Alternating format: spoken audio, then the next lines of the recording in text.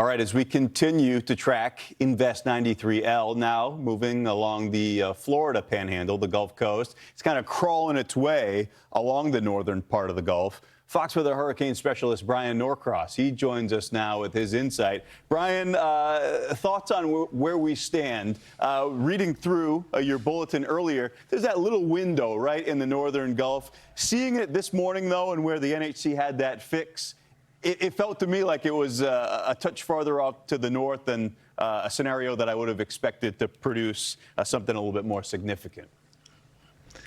Yeah, it's a complicated thing, Ian. Yesterday, we talked about the fact that this low-level center and this mid-level center were in different places, and how was that going to come together in the Gulf? And we tracked the mid-level center and kind of ignored the low-level center, and it turns out I think that was the right thing to do. Here, let me show you in a second here, and let's get to the bottom line from the Hurricane Center. You see 40% chance they're still carrying, which seems like a pretty big number to me, but the thing is that up ahead, there's this part of the Gulf here with this L shape with Mississippi and Louisiana. And so you tend to get some turning in that area sometime just because of the nature of the land. So we'll just kind of keep that in mind. So this is where nominally they have the center and they have the 40% chance over the next 2 days, but really it's through tonight and early tomorrow when this thing might develop. All right, here's the interesting thing, and I want you to look in this mass up here near Tallahassee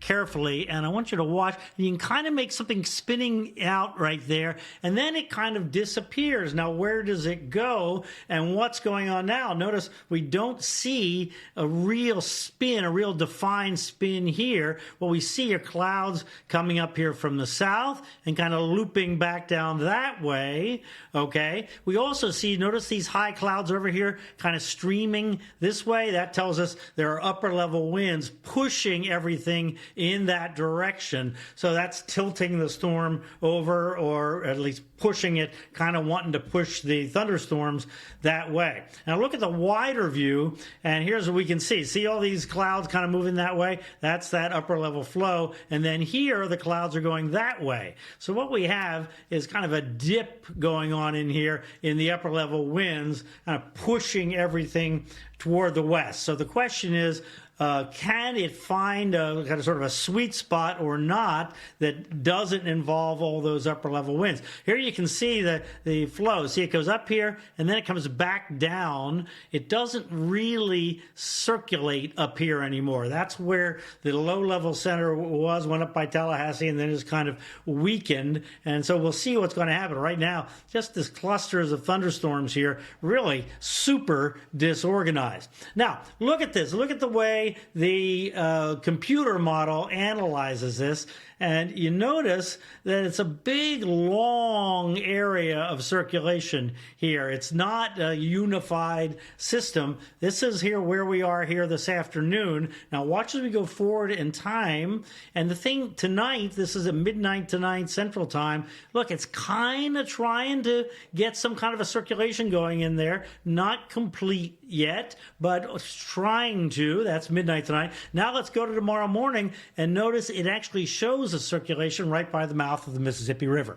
So the idea is that sometime in this overnight, early morning time frame in this area, maybe we get actual circulation, maybe we get a depression. Not looking, all that is really semantics. We look at the upper level winds here. Look at this. There's a little area of blue in here that would be conducive. If these winds here kind of drop farther south, we get a little more area. So that's the area where it looks like most likely to develop. We'll keep an eye on that. Then by Friday, it kind of moves on off to the west. And really the issue here is the rain. Here's where the threat zone is, according to the National Weather Service.